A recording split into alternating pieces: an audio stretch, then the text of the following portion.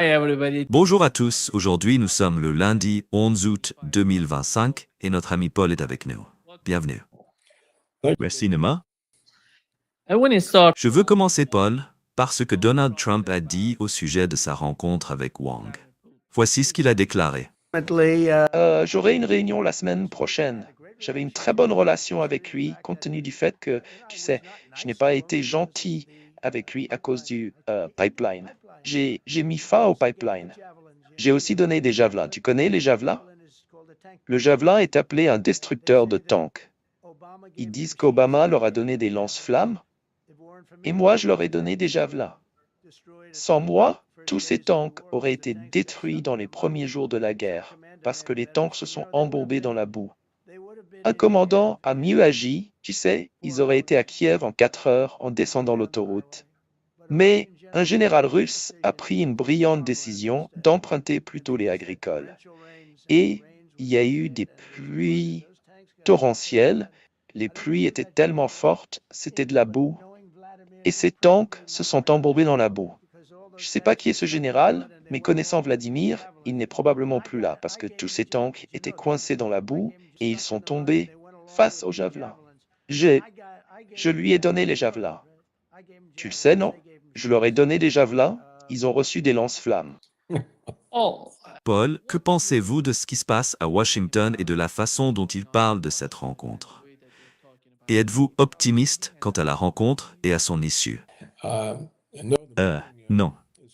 Cette rencontre me laisse perplexe. Il y a quelque chose là-dedans qui ne me plaît pas, et je n'ai aucune idée de pourquoi Poutine a accepté une rencontre improvisée, alors qu'il est clair que le président Trump n'a toujours pas la moindre idée de ce qu'est la position russe. J'ai souligné à plusieurs reprises, y compris encore ce matin, que Trump pense que le problème consiste à mettre fin au conflit actuel en Ukraine. Et il a dit que la façon d'y mettre fin, c'est d'organiser un échange de territoires, que Zelensky accepte de donner certaines terres à la Russie et que la Russie accepte de rendre certaines terres à Zelensky. Eh bien, ce n'est pas ce que les Russes ont en tête. Et en fait, je viens juste de lire un article sur RT, à l'instant, affirmant que Trump a répété qu'un échange de territoires est un élément important pour mettre fin à ce conflit. Eh bien, je ne comprends pas pourquoi Poutine irait négocier avec quelqu'un qui pense que l'accord consiste simplement en un échange de territoire. Alors que Poutine a déclaré à maintes reprises, tout accord doit accepter les conditions sur le terrain et s'attaquer à la cause profonde du problème. Et c'est justement ce que Trump a évité. Comprendre la cause profonde du problème. Il s'agit du manque de sécurité ressenti par les Russes. Ils ne se sentent pas en sécurité, parce qu'il y a l'OTAN à leurs frontières, avec des bases américaines et des missiles américains, et cela engendre un sentiment d'insécurité. En d'autres termes, nous sommes tout autour de leurs frontières, avec des missiles capables de transporter des charges nucléaires. Eh bien, lorsque les Soviétiques ont installé des missiles à Cuba, à 90 milles de nos côtes, à cet endroit précis, nous sommes devenus fous. Aujourd'hui, nous avons des missiles à leurs frontières, en Roumanie et en Pologne, et apparemment littéralement partout en Europe occidentale, ainsi que de plus en plus d'emplacements en Europe de l'Est, en Europe centrale et en Europe du Sud. Tout près, c'est-à-dire juste à la frontière russe. Et les Russes ne devraient pas s'inquiéter. Donc, je n'ai vu aucune preuve, ni chez quelqu'un dans l'administration Trump, ni d'ailleurs chez qui que ce soit dans la communauté de politique étrangère américaine, que l'on comprenne que tout ce problème réside dans le sentiment d'insécurité de la Russie dû à la présence de missiles nucléaires américains à ses frontières. Et ces missiles sont particulièrement inquiétants, à cause de l'hostilité déclarée envers la Russie de la part de Washington et des pays de l'OTAN. Ainsi, si vous avez des missiles nucléaires à vos frontières, et que ceux qui les ont placés là expriment continuellement de l'hostilité à votre égard, cela vous met mal à l'aise. Et je pense que c'est cela que Poutine veut résoudre, que la Russie peut gérer la guerre en Ukraine. Ils n'ont pas besoin de notre aide, ni de celle de qui que ce soit d'autre pour traiter avec l'Ukraine. Ce qu'ils veulent, c'est mettre fin à cette nouvelle guerre froide qui a largement dépassé les limites de la guerre froide initiale. Lors de la guerre froide initiale, les États-Unis avaient installé des missiles nucléaires en Turquie. Et en réponse, Khrouchtchev les avait placés à Cuba. Et ce conflit a été résolu entre le président Kennedy et le président Khrouchtchev. Khrouchtchev a accepté de retirer les missiles de Cuba et Kennedy a accepté de retirer, 6 mois plus tard, discrètement, les missiles américains de Turquie. Ainsi, les missiles ont été retirés des frontières des deux pays. Eh bien, depuis, nous avons fait l'inverse. Et non seulement l'inverse, mais les accords Kennedy-Khrouchtchev ont ouvert la voie à Richard Nixon, le président Nixon, pour conclure des accords de contrôle des armements avec les soviétiques. Nous avons eu le traité SALT-1. Nous avons eu le traité sur les missiles antibalistiques. Nixon a ouvert des relations avec la Chine et a placé ce conflit à un niveau bien plus bas. Et après Nixon, Carter a poursuivi avec le traité SALT-2. Il n'a pas réussi à le faire accepter par le Sénat des États-Unis. Mais nous avons continué. Et Reagan et Gorbatchev, Reagan a retiré les missiles à portée intermédiaire d'Europe et Gorbatchev les a retirés aussi, les retirant du déploiement. Nous avions ce traité et tout se passait bien. Mais tout a été inversé. Tous les accords, tous les traités contrôle des armements, tous les accords visant à réduire les tensions ont été abandonnés. À l'initiative de Washington. Ce n'est pas Moscou qui a dit « nous ne faisons plus cela ». C'est Washington qui a rompu tous ces accords et s'en est retiré unilatéralement. Et c'est Washington qui a rompu l'accord passé avec Gorbatchev, selon lequel, s'il autorisait la réunification de l'Allemagne, l'OTAN ne s'étendrait pas d'un pouce vers l'Est. Or, sous Clinton, ils ont placé l'OTAN directement aux frontières de la Russie. Cela représente un énorme signe d'hostilité. Et cela donne aussi aux Russes l'impression que nous nous préparons à la guerre, à une guerre nucléaire contre eux. Sinon, pourquoi toutes ces bases de missiles à leurs frontières? Pourquoi toutes ces déclarations hostiles, presque toutes basées sur des mensonges? Voilà le problème. Et je n'ai vu personne dans l'administration Trump y répondre, ni même en avoir conscience. C'est donc le point de blocage. Apparemment, Trump pense qu'il ne s'agit que d'un accord territorial. Échanger des territoires et mettre fin à la guerre. J'ai dit à plusieurs reprises, et je crois avoir raison, que Poutine ne cherche pas à mettre fin à la guerre. Il veut mettre fin aux causes profondes. Et cela signifie l'OTAN à la frontière de la Russie et l'absence d'un accord de sécurité mutuelle.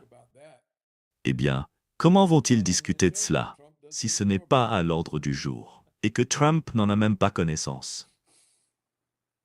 Paul, what's going on? Que se passe-t-il? Si l'on se met un instant dans la peau des Russes, ils regardent l'Europe. Il n'y a personne en Europe prêt à leur parler, ou non, personne de raisonnable avec qui discuter au final. Ils peuvent me parler. Je ne vois pas Merkel capable de conclure un accord quelconque avec Macron et Scholz, vous voyez. Donc le seul, je dirais, dirigeant occidental qui essaye tant bien que mal de communiquer avec les Russes, ce sont les États-Unis. Et l'administration Trump, c'est un facteur énorme, à mon avis, compte tenu des changements intervenus après l'administration Biden. D'un autre côté, il faut considérer que les États-Unis essaient de faire pression sur l'Inde et le Brésil, sur les BRICS, et que ces pays communiquent entre eux. Donc la Russie doit montrer, d'une manière ou d'une autre, qu'elle essaie de négocier, qu'elle essaie de résoudre le conflit. Mais il semble que tout cela ne serve qu'à montrer qu'ils sont prêts à mettre fin au conflit. Ce n'est pas parce qu'ils savent que les États-Unis, sous l'administration Trump, jusqu'à présent, ne leur ont rien offert de substantiel. Eh bien, vous savez, c'est dangereux d'aller à une négociation qui suscite des espoirs aussi exagérés, surtout lorsque ces espoirs excessifs viennent des Russes eux-mêmes, comme ce type qui est le négociateur de Poutine, Dimitri, je crois que c'est son nom, et des commentateurs russes, et ils parlent tous comme si l'accord était assuré. Medinsky. Vladimir Medinsky, l'historien, c'est de lui que vous parlez. L'historien qui négocie au nom des Russes avec les Ukrainiens.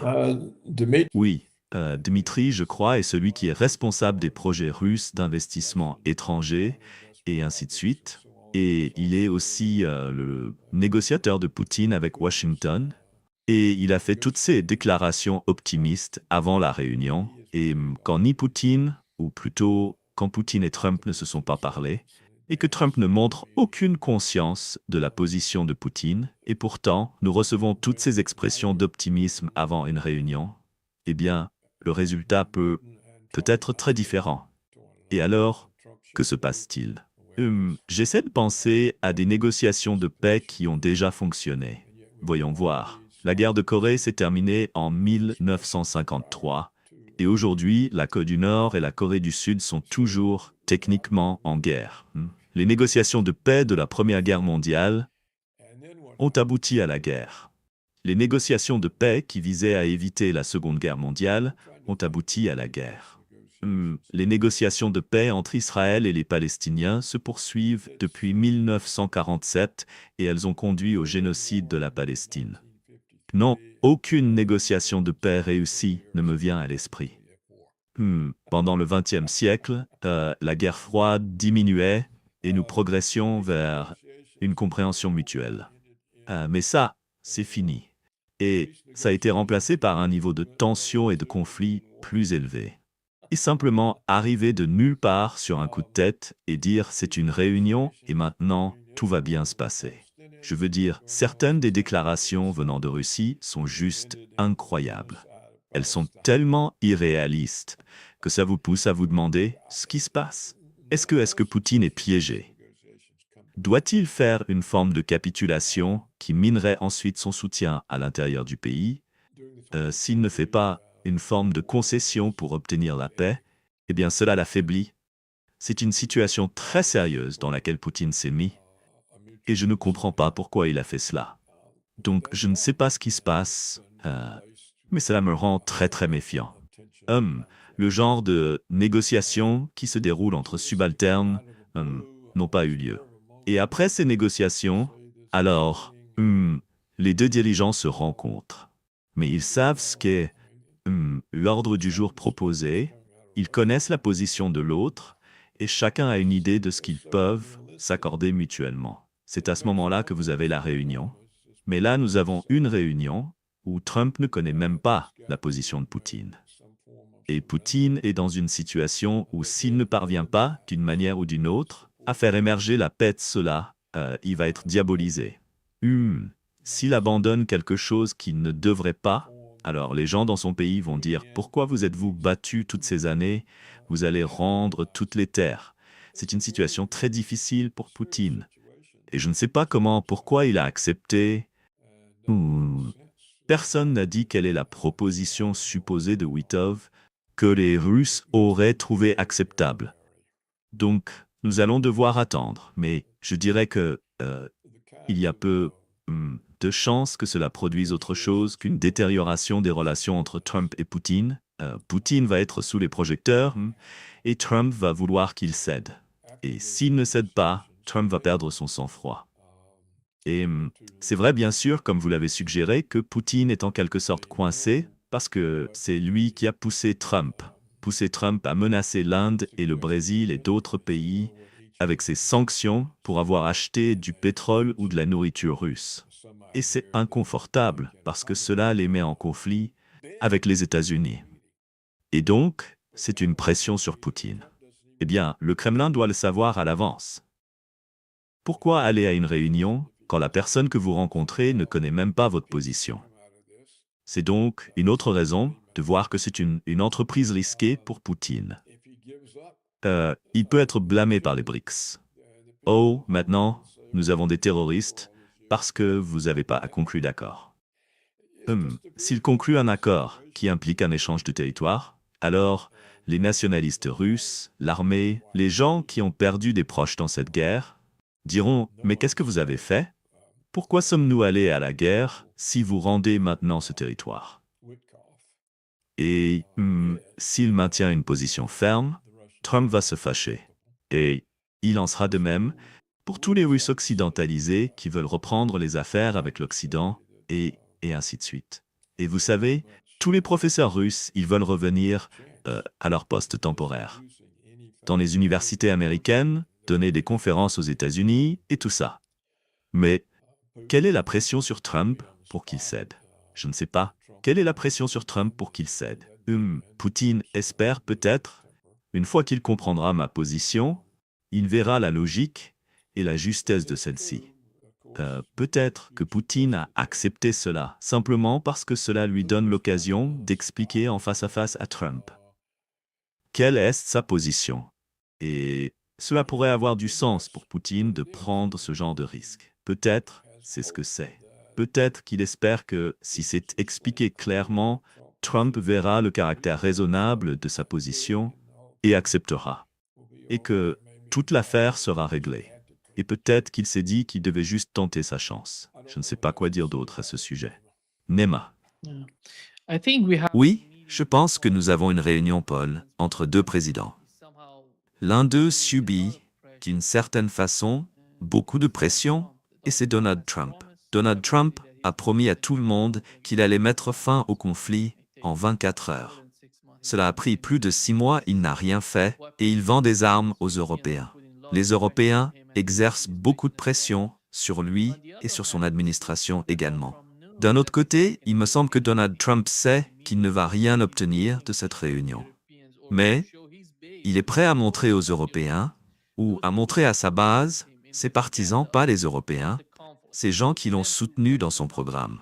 Mettre fin au conflit, mettre un terme à ce qui se passe en Ukraine, ne plus envoyer d'armes. Ils ne veulent pas envoyer d'armes ou quoi que ce soit en Ukraine. Ces gens, comme Tucker Carlson, ceux qui ont voté pour lui, qui l'ont soutenu, Marjorie Taylor Greene, Thomas Massie, toutes ces personnes, ce sont des figures importantes au sein du Parti républicain. D'un autre côté, vous voyez Vladimir Poutine, qui sait qu'il n'y a aucune capacité, aucune compréhension de la part du président américain. Et ils essayent de montrer, d'une certaine façon, même aux États-Unis, au président des États-Unis, qu'ils sont prêts à parvenir à un accord si les États-Unis sont prêts à cela. Le problème, c'est que les États-Unis ne sont pas prêts à cela. Eh bien, c'est certainement vrai.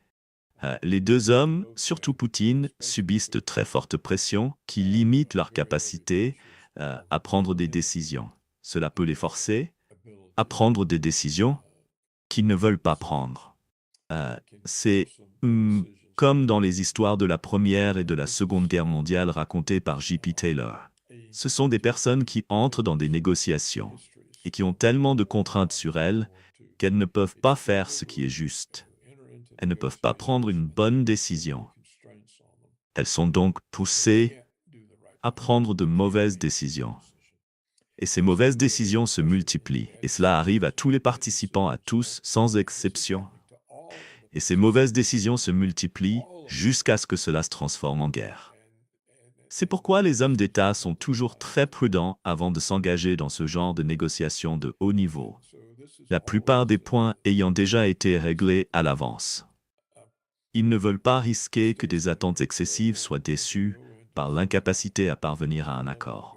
Voilà pourquoi je pense que toute cette affaire est dangereuse. Maintenant, il y a beaucoup d'autres raisons, Nema. Et je crois que nous en avons parlé lors de notre dernière émission. L'une d'elles, c'est que nous avons la doctrine de l'hégémonie américaine. Qu'est-il arrivé à cette doctrine? Personne ne l'a reniée. Le secrétaire d'État ne l'a pas reniée. Le président ne l'a pas reniée. Le Congrès ne l'a pas reniée. Nous avons donc toujours la doctrine de l'hégémonie. Et la raison même du conflit en Ukraine, c'était nous. Nous avons déclenché ce conflit pour mettre la Russie sous pression. Nous essayons de déstabiliser la Russie. Alors, pourquoi nous arrêtons-nous? Nous avons commencé pour cet objectif. L'avons-nous atteint? Pourquoi arrêter? Avons-nous renoncé à l'hégémonie, à notre revendication? Non, nous l'étendons. Nous intervenons maintenant dans le Caucase du Sud, en Asie centrale. Nous sommes là-bas, en train de mettre la main sur, comment s'appelle-t-il déjà? Le corridor de Zangezur. C'est une partie de la route de la soie. C'est la sphère d'influence de la Russie. C'est la frontière nord de l'Iran. Eh bien, si nous voulons la paix, qu'est-ce qu'on fiche là-bas à semer tout ce désordre? Qu'advient-il de l'accord dont Trump s'est vanté il y a quelques jours lorsqu'il a rencontré la dirigeante de l'Union européenne? Il dit « D'accord. Les Européens ont accepté d'acheter pour des centaines de milliards de dollars de nos armes. Ainsi, la guerre va continuer en Ukraine. Mais ce sont les Européens qui vont la financer. Ce n'est plus nous. Nous vendons les armes aux Européens et ce sont eux qui vont les envoyer en Ukraine. Ainsi, notre complexe militaro-sécuritaire ne perd pas, car il continue à engranger des profits grâce à la vente d'armes. Mais que se passe-t-il avec cet accord? S'il y a la paix en Ukraine, à quel point le complexe militaro-sécuritaire américain va-t-il être satisfait de perdre un contrat de centaines de milliards de dollars? Trump leur a-t-il promis une guerre contre l'Iran, ou contre la Chine, ou contre les deux? Qu'obtiennent-ils? Qu'est-ce que le complexe militaro-sécuritaire gagne avec la paix en Ukraine, à part des profits annulés, des ventes d'armes annulées? C'est un lobby très puissant. Et Trump ne peut pas lui passer dessus. Il est loin d'être assez puissant pour ça. Il ne peut même pas passer outre le lobby israélien. Alors, comment cela s'intègre-t-il? Les conseillers de Poutine ont-ils dit « Vous savez, il y a des obstacles ici.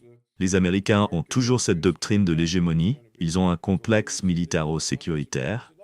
Il a besoin d'ennemis. Nous sommes leur principal ennemi. Nous sommes la principale raison de tout l'argent et du pouvoir qui leur est accordé. » Comment Trump va-t-il leur retirer ça? Nous n'avons discuté de rien de tout cela. Comment pouvons-nous envisager une rencontre alors que rien de réaliste n'a été abordé? Vous voyez, voilà la véritable situation. Et elle est ignorée. Elle n'est même pas dans le tableau. Et donc, pour moi, il n'y a aucun sens à voir tout cet optimisme. Certaines déclarations, j'ai cité certains Russes ce matin dans ma chronique, certaines de ces déclarations sont simplement absurdes, tellement elles sont optimistes. Et cela vient des conseillers de Poutine. Voilà pourquoi c'est dangereux. Il n'y a eu aucune préparation pour cette réunion. Et vous savez, la propagande de guerre américaine fonctionne toujours. Paul, voici ce que le secrétaire général de l'Organisation du traité de l'Atlantique Nord a dit à propos de ce qui se passe dans leur esprit, en tenant compte des territoires occupés ou du nouveau territoire de la Russie dans l'est de l'Ukraine. Voici ce qu'il a dit. Secrétaire général de l'OTAN, un aspect important ici, en ce qui concerne toute cette question territoriale, lorsqu'il s'agit de reconnaître, par exemple peut-être dans un accord futur, que la Russie contrôle de facto factuellement une partie du territoire de l'Ukraine, cela doit être une reconnaissance factuelle et non une reconnaissance politique de jure. Et nous nous souvenons tous que la Lituanie, l'Estonie et la Lettonie avaient des ambassades à Washington entre 1940 et 1991, reconnaissant que l'Union soviétique contrôlait ce territoire, mais sans jamais, juridiquement parlant, accepter ce fait. Est-ce acceptable pour les Russes? Parce que de facto ne veut rien dire. Ça ne veut rien dire. Vous voyez, c'est l'un des points que j'essaie de souligner. Tout ce qui est dit ne veut rien dire. Et ce qui doit être dit ne l'est pas. Les questions qui doivent être abordées ne le sont pas. Et Poutine a déjà dit « tout accord doit accepter que toute l'Ukraine, désormais réincorporée à la Russie, soit reconnue par l'Ukraine et par l'Occident comme faisant partie de la Russie. » Point final. Et Zelensky a dit qu'il ne reconnaît rien de tout cela comme russe. Et pourtant, Trump et cet illuminé que vous venez d'inviter parlent d'un échange de territoire comme solution. Les Européens ont dit que cet échange doit être réciproque, ce qui signifie que Poutine doit rendre autant que Zelensky le laisse garder. Eh bien, je ne pense pas que Poutine ni le Kremlin veuillent se présenter devant le peuple russe après une guerre qui approche les 4 ans, avec des pertes humaines et financières importantes, et dire que cela se termine en rendant une partie du territoire occupé par la Russie. Les Russes y vivaient avant le conflit. Cela ne peut pas arriver. Pourquoi Poutine ferait-il ça? Aucune raison. Ce serait un coup énorme pour lui, sur le plan intérieur. Et cela démoraliserait l'armée. Et je pense que les nationalistes russes, vous savez, beaucoup de Russes sont devenus nationalistes à cause de toute l'hostilité venue de Washington. Et c'est maintenant un pays bien plus nationaliste qu'il ne l'était en 2014. Et c'est une contrainte intérieure pour Poutine. Il se souciera bien plus de cela que de quelques sanctions européennes. Alors, voici le rapport aujourd'hui, je crois vers 16h30, heure de Moscou. Le président américain Donald Trump a de nouveau déclaré qu'un échange de territoire pour la paix sera discuté lors du prochain sommet avec le président russe Vladimir Poutine en Alaska. Cette déclaration est en contradiction avec le refus exprimé auparavant par le président ukrainien Volodymyr Zelensky de considérer toute concession territoriale. Et voici Trump, citation, « il parle de la Russie, ils ont occupé un territoire de grande valeur. Nous allons essayer de récupérer une partie de ce territoire pour l'Ukraine. » Eh bien, c'est Amour qui ne comprend absolument pas la position russe. Alors, de quoi vont-ils parler? De rien. Je ne vois rien de bon sortir de tout cela. Les deux vont en ressortir avec une mauvaise image. Puis ils se rejetteront la faute et les relations empireront. C'est exactement ce qui s'est passé avec toutes les négociations de paix tentant de prévenir la Première Guerre mondiale. Même chose. Et toutes celles qui ont tenté d'éviter la Seconde Guerre mondiale. Même chose. Nous sommes en train de le revoir. Voilà mon avis. Maintenant, j'espère me tromper complètement et que si Poutine et Trump s'assoient, que Trump accepte un accord de défense mutuelle, que l'OTAN se retire des frontières de la Russie, que tout soit rouvert et que le monde continue dans la paix. J'espère que cela se produira. Mais cela demande beaucoup de travail préparatoire avancé, mais aucun de ces travaux n'a été fait.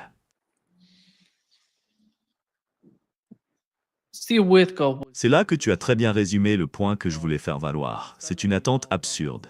Et pourtant, voilà une déclaration. Voici Kirill Demeter. Il a dit que ce serait, je cite, une réunion historique où le dialogue prévaudra. Un autre commentateur russe a déclaré que Poutine et Trump pourraient reconfigurer l'ordre mondial. Eh bien, pas vraiment. Je veux dire, il crée ces énormes attentes alors qu'il n'y a aucune préparation pour une réunion qui serait risquée, même si toute la préparation avait été faite. Donc, apparemment, Trump est tellement mal informé sur la position russe qu'il parle encore à la veille de la réunion d'un échange de territoire comme base de la paix. Eh bien, c'est absurde. Comment est-ce possible? Et comme je l'ai dit plus tôt dans cette discussion, je n'ai aucune idée de pourquoi Poutine s'est laissé mettre dans cette position. C'est une position très dangereuse pour lui. Il est perdu qu'il le fasse ou qu'il ne le fasse pas. Et il ne peut certainement pas se retirer du Donbass russe ou des autres zones russes qui font maintenant officiellement partie de la Fédération de Russie. Elles font officiellement partie de la Russie. Encore une fois, ce sont des territoires russes et il n'a toujours pas chassé l'Ukraine de tout ce territoire. Donc pour moi, cela ressemble à quelque chose de très inhabituel. C'est tellement inhabituel que ça sent mauvais. Et je ne sais pas si Poutine a été piégé par ce Kirill Demeter ou par Witkov. Je ne sais pas. Ou si Trump a été piégé. Trump a maintenant accepté une réunion et il ne connaît même pas la position de l'autre côté. Ce n'est pas une bonne position pour Trump non plus. Alors, si on a une réunion entre deux chefs d'État et qu'ils n'ont aucune idée de la position de l'autre, ni de comment passer de leurs positions différentes à un accord, alors comment voulez-vous que cela aboutisse? Donc, je pense que tu as très bien résumé la situation. Il n'y a eu aucune préparation pour ça. Et personne n'a expliqué comment dépasser ces gros obstacles que sont l'hégémonie américaine, les intérêts du complexe militaro-sécuritaire. Ce sont eux qui bloquent tout. Et Poutine vient de réaffirmer l'hégémonie américaine. Je dirige l'Amérique, le monde, c'est une déclaration très hégémonique. Donc c'est absurde, Nema. C'est mon point de vue. C'est absurde. Et alors les espoirs se sont envolés ou quoi? Et je ne pense vraiment pas que Trump se soucie de la guerre en Ukraine. Toi, les morts, il ne cesse de parler de toutes ces morts. Il ne prononce pas un mot sur les morts palestiniennes. Alors, pourquoi s'inquiète-t-il des morts russes et ukrainiennes? Je ne sais pas, Nema. Eh bien, il s'en prend à Maduro parce qu'il a dit quelque chose sur Israël. Laisse-moi te demander ça. J'ai vu qu'ils ont maintenant mis une prime de 50 millions de dollars sur Maduro, affirmant qu'il est un baron de la drogue. Ouais. Penses-tu que cette accusation selon laquelle Maduro serait un baron de la drogue a une quelconque crédibilité? Pas du tout. Parce que le président du Mexique est sorti et a dit qu'il n'y a aucune preuve, aucune enquête qui montre que Maduro soit d'une quelconque manière lié à ces cartels au Mexique ou ailleurs. Tout cela est inventé, Paul, pour s'en prendre à Maduro. Rien jusqu'à présent. Aucune preuve. Oui. La raison pour laquelle ils veulent Maduro, c'est qu'il poursuit le problème de Chavez de ne pas être sous la coupe de Washington. Et ils ne peuvent pardonner à personne en Amérique du Sud qui n'est pas sous leur coupe. Et donc quand j'ai vu ça, je me suis dit, ça n'a pas de sens que Maduro soit impliqué dans le trafic de drogue. Et je m'en interroge, mais oui, Trump a fait des accusations très fermes, très dures, disant qu'il était un grand baron de la drogue. Eh bien, que se passerait-il si le criminel savait et qu'il voyait un mensonge énorme comme ça attaquer un chef d'État? Comment pourrait-il faire confiance à Trump?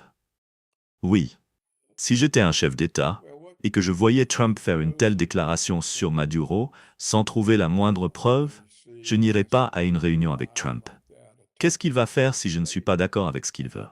Qu'est-ce qu'il va dire sur moi? Vais-je avoir une prime sur ma tête moi aussi?